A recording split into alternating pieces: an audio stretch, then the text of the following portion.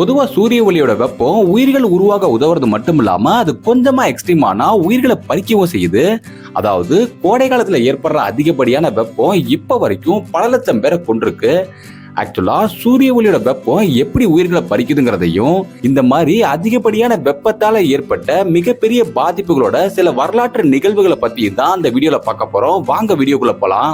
முதல்ல சூரிய ஒளியோட அதிகப்படியான வெப்பம் எந்த மாதிரியான பாதிப்புகளை நம்ம உடல்ல உண்டாக்குதுன்னு பார்ப்போம். டீஹைட்ரேஷன், அதாவது அதிகப்படியான வெப்பம் அதிகப்படியான வியர்வையை வெளியேற்றும். அதனால நம்ம பாடியோட டெம்பரேச்சர் 40 டிகிரி செல்சியஸ்க்கும் மேல ரைஸ் ஆகி நம்ம பாடி பார்ட்ஸோட ஃபங்க்ஷன்ஸை ஸ்லோ பண்றது மூலமா நமக்கு மரணம் ஏற்படவும் வாய்ப்பு இருக்கு. கூடவே அதிகப்படியான வெயில் காட்டுத்தீயை ஏற்படுத்தி சுற்றுச்சூழலை பாதிக்கிறது மட்டும் இல்லாம நமக்கு உணவு பற்றாக்குறையை ஏற்படுத்தும். இந்த மாதிரி வரலாற்றில் நடந்த எல்லா சம்பவத்தை பத்தியும் தெளிவா அடுத்தடுத்து பார்ப்போம். கண்டினியூஸா வீடியோ பார்த்துக்கிட்டே இருங்க.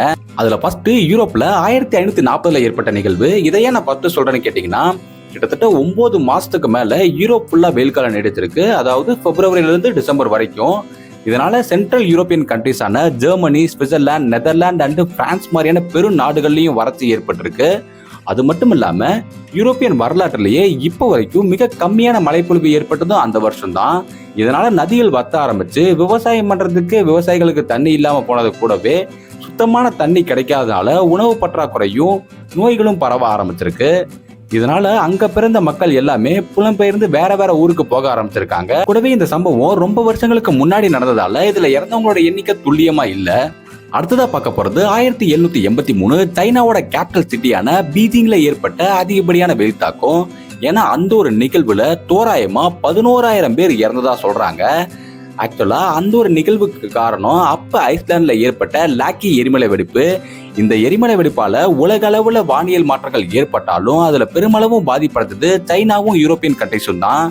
ஏன்னா அதிகப்படியான வெப்பத்தால பயிர்கள் சேதமடைஞ்சு உணவு பற்றாக்குறை ஏற்பட்டதோட ஊட்டச்சத்து கம்மியாகி மக்கள்கிட்ட நோய் சுலபமா பரவி அது மூலமா உயிரிழந்ததா சொல்றாங்க.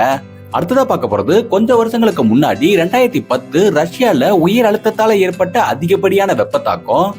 தோராயமா இந்த நிகழ்வுல 55,000 பேருக்கு மேல இறந்ததா சொல்றாங்க.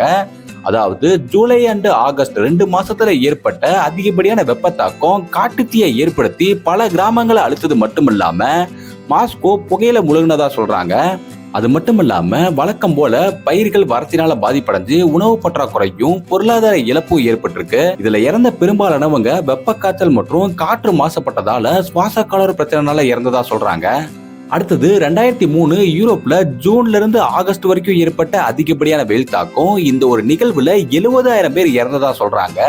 ஏன்னா அந்த டைம்ல வழக்கமான பருவ வெப்பநிலையை விட 30% அந்த வருஷம் அதிகமா இருந்திருக்கு. இதனால யூரோப்பியன் கண்ட்ரிஸ் எல்லாத்துலயுமே பாதிப்பு ஏற்பட்டது மட்டும் இல்லாம வழக்கமான பயிர் சேதம், காட்டுத்தீ, சுற்றுச்சூழல் பாதிப்பு கூடவே மின்தட, போக்குவரத்து தடை வரைக்கும் ஏற்பட்டிருக்கு. அது மட்டும் இல்லாம அந்த 3 மாசத்துல தோராயமா 13 பில்லியன் யூரோஸ் வரைக்கும் பொருளாதார இழப்பும் ஏற்பட்டதா சொல்றாங்க. கடைசியா பார்க்க போறது நம்ம இந்தியால இந்த மாதிரி ஒரு சம்பவம் நடந்திருக்குங்கிறது தான். இதுல தோராயமா ஆயிரக்கணக்கான பேர் இறந்ததா சொல்றாங்க. அது மட்டும் இல்லாம இந்த ஒரு சம்பவம் ரொம்ப வருஷங்களுக்கு முன்னாடி எல்லாம் நடக்கல. இப்ப ரீசெண்டா 2010 ஏற்பட்டிருக்கு. அப்ப தோராயமா 48 டிகிரி செல்சியஸ்க்கும் மேல வெப்பலைகள் இருந்ததா சொல்றாங்க. அண்ட் இதுல பெரும்பாலும் பாதிக்கப்பட்டவங்க வெளிப்புற வேலை செய்யறவங்களும் வயசானவங்களும் தான். அண்ட் 1992 இருந்து 2015 வரைக்கும் இந்தியால மட்டும் வெயில் தாக்கத்தால 24,000 பேர் இறந்ததா சொல்றாங்க. ஃபைனலா ஓரளவுக்கு அதிகப்படியான வெயில் எந்த மாதிரியான பாதிப்புகளை எல்லாம் ஏற்படுத்திருக்குங்கிறத தெளிவா சொல்லியிருப்பேன் நம்புறேன். இந்த மாதிரி தகவல்களை பத்தி தெரிஞ்சுக்க உங்களுக்கு பிடிக்கும்னா மறக்காம நம்ம சேனலை சப்ஸ்கிரைப் பண்ணிக்கோங்க. இதே மாதிரி ஒரு நல்ல தகவலோட உங்களை அடுத்த வாரம் வந்து சந்திக்கிறேன். நன்றி.